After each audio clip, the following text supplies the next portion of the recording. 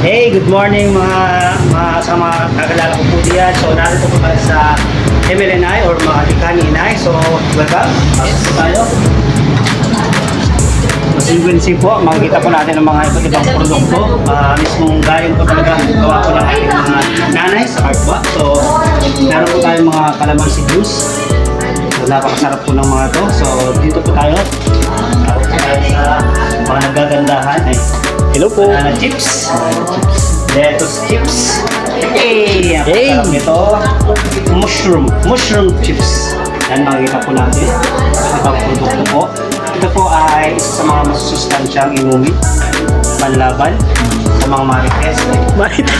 So, dito po tayo. Mga handmade na mga nagit-git sa banig. Boy! So, ayun po mga products po. Grabe yun, no? So, sana supportahan po natin sa mga nanay po diyan na may mga magandang products.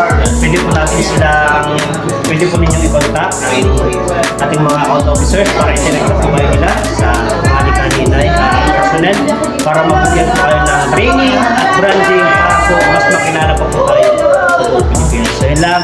Hey!